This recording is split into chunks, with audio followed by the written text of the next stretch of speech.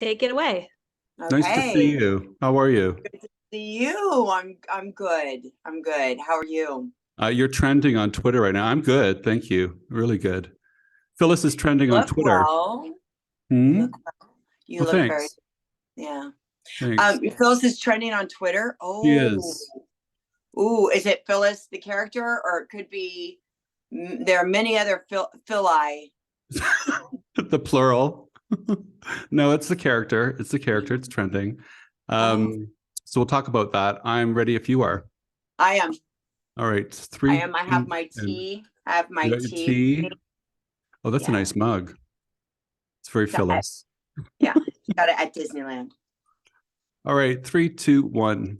Welcome back. We're continuing to celebrate Y&R turning 50 years old with a very special guest right now. The one and only Emmy-winning Michelle Stafford is in the house. Nice to see you. How are you? I'm very well.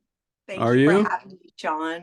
Yes, of course. Of course. It wouldn't be a celebration without the woman behind the woman who's trending on Twitter right now. I was just on the app, and you are, just for some context for people, this is the big showdown between Diane and Phyllis in the hotel room, which gets kind of violent. Yeah, that's what's airing right now. Okay. That's why you're Okay. trending And you guys are ahead, by a right? day. Yes, you're ahead by a day, but only at 4 o'clock, right? 4:30, So yeah. 4 o'clock, you'll see tomorrow's. Yes. Yeah. So we're Okay. always I ahead. know how it goes. I know how you Canadians are. Eager beavers. I remember when you won your first Emmy. I remember in your speech you were talking about working in a sporting goods store that time In my last year. speech? Yep. Did you ever work at a sporting goods store or a I skateboarding store or Oh, something? no. This is what you have. Gosh, I don't did I say that in the speech? Yeah. Goodness. Okay. Um, I did many jobs, but I sold rollerblades at one time. Rollerblades. Right. Yeah, Right. and I sold them at swap meets. I sold them, so I didn't work in a store. This guy, I think he would just get free rollerblades, and he just accumulated a bunch, and then I'd sell them, and I'd skate around the swap meet in my short shorts. When you think about the journey from doing that, and you've talked about putting food on the table back then, and you know the challenge of that, to where you are now, and the journey that Phyllis has brought you on and that you've been on, what do you think? Well, times are still challenging. You know Hmm. what I mean? Times are, uh, you know, honestly, if times are challenging for others, but they're not challenging for me, you're kind of an asshole if you don't help others. You know what I mean? You know what I'm Hmm. saying. Yeah, I know. So since times are so challenging for folks right now, I still feel it. And that's why I do, I get together, the show to do our toy drive around Christmas time.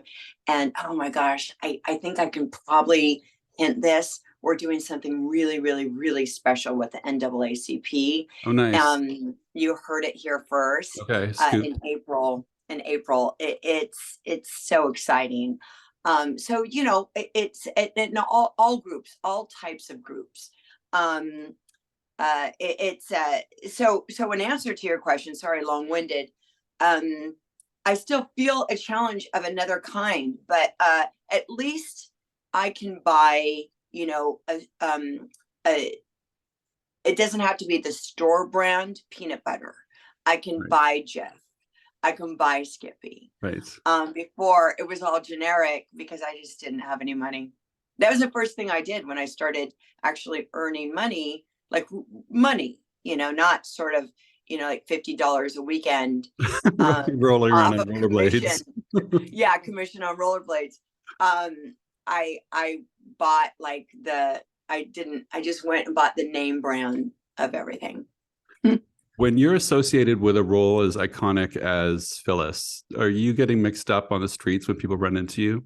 You know, Joan Collins famously has always been coined for the role she played on Dynasty forevermore. She's a bitch no matter what. Do you get that hassle? And by the way, can we go to that? Because I know Joan still, because we had a mutual friend who just passed, unfortunately, Nick Chavez. I think you all in Canada know who he is. But and Joan is such a badass. She's a She's such a badass. badass. Oh For my God, I just love 89, her. I think she is now. And she just tells it like it is. She does. And I love her so much. But yeah, I mean, she was so brilliant at Alexis.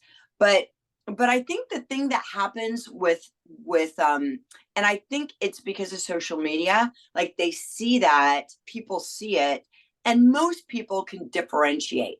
But a lot of people I find these days figure, well, if you're so good at playing that, you must be like that. Exactly. And that's not true. That just means you're good at what you do. I'm not trying to sound arrogant in this, but you can own it. I played Phyllis a while, and I love playing dark characters. I have a penchant for playing like complex, dark, screwed up characters. I love it. So I take it as a compliment, but I'm not anything like this woman. No, you're not. I like to have a good time. I think that sometimes Phyllis likes to have a good time. What's been the secret to 50 years of Y&R in your opinion? The production value, and the fans. The production value. It's a beautiful show. It's a great escape because it's a beautiful show, meaning like the sets and the way it's shot. It's just a very easy watch. The stories are very personal. People can identify with the characters within the story. I think that's really important. And the fans, I mean, they watched it with their mother, they watched it with their grandmother. That's, during COVID, like, this was astounding to me. I just I got so many people saying, we're locked down. Oh God, it makes me cry. My grandmother's locked down. She can't see her grandbabies. And it means so much to her, for you to, for her to watch you, and can you send her a message, or, that kind of stuff. That's so humane, and it's our connection to each other. I mean, during COVID, Totally no. that's a thing that was very upsetting to me. Like, I lost it. I'm very social, and I lost a connection to people. And then as time went on and we went back to work, our rules were so stringent. So I still couldn't be connected to people. Yeah. It really was not great for my spiritual health, and the spiritual health of my kids. But it's all coming back. It's coming back for us. It's coming back. Yeah. You and I talked over the summer on the phone, and you mentioned that you'd lost some people to COVID as well. I actually didn't lose anyone to COVID. I lost them to. I thought it was COVID related. Yeah. Well, yeah. I've lost about, at this point, 10 friends to other ailments that, one of them had stage 4 breast cancer, and her insurance, they just canceled her during that COVID time. She couldn't get any chemo. It's, listen, it was her insurance that, so then she ended up passing. These are stories that are very, very real. Oh, I certainly don't want to bum people out, but yeah, and I've lost quite a few friends to cancer, to heart ailments. It's been a tough time. It's been a time of tremendous loss. No, it's been a time of tremendous loss for people. On a cheerier note, you're back playing with Susan Walters, Diane Jenkins. She's back from the dead. That could have been a rinse and repeat storyline, though, for you guys. Are you happy with the way it's shifted? It had that tone. I mean, it was slightly rinse and repeat, but it did shift, because, like, the one thing, and I remember telling them, I said, the stakes aren't as high for Phyllis this time, because she's not married to Jack. And when Diane came in initially, it was right on the heels of Phyllis realizing she couldn't have a child. And Jack so desperately wanted a child with Phyllis at the time, and 20 years ago. And so Diane came in with a child. I mean, the stakes, it was It was huge. It was huge. But now, I mean, the stakes are no one's believing me. Yeah. And this woman like actively tried to take me down, but no one cares. Those were the stakes for Phyllis this time, which I think are just as valid. But it's different. It's just different. When Yeah. you've played someone for so long, how do you keep her fresh?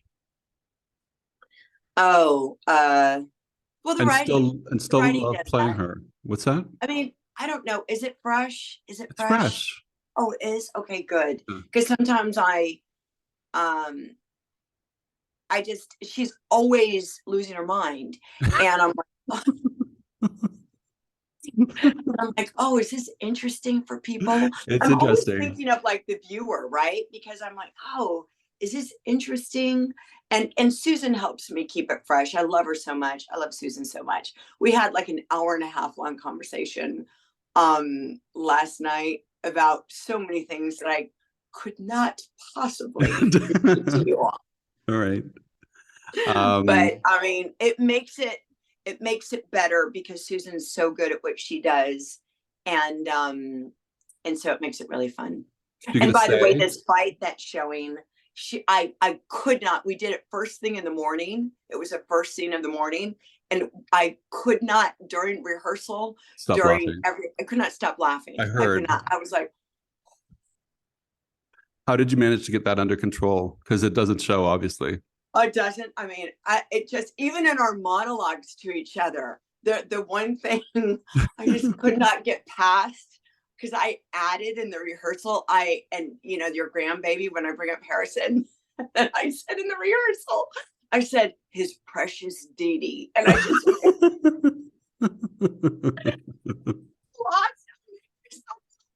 started laughing. And I thought, oh, okay, I can't say that. I added that line. I can't say that. That'll kill me. So, I mean, we pull it together, and we just pull it together like you do. Like maybe you're in a bad, maybe you're in a bad space, but you got to do an interview. I mean, everybody watching knows, you go to work, someone just passed that you love. You got to work. It's what we all do. Do you have a dream storyline for Phyllis? Anyone that you want to see her with, or some part of her that's unexplored? A lot of people have been asking me this lately, and this is my answer to that. I would love to see her overcome something that's bigger than her. Like what? Well, like I bring this up, like in Sex and the City, when did you watch it? Yeah.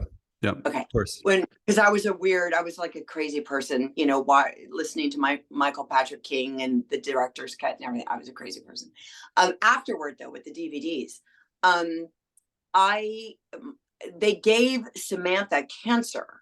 Oh, yes. Because she would be because it changed everything about her, right? Like she was the sexy one. Her body was so important to her. And it was so powerful because they gave Samantha cancer.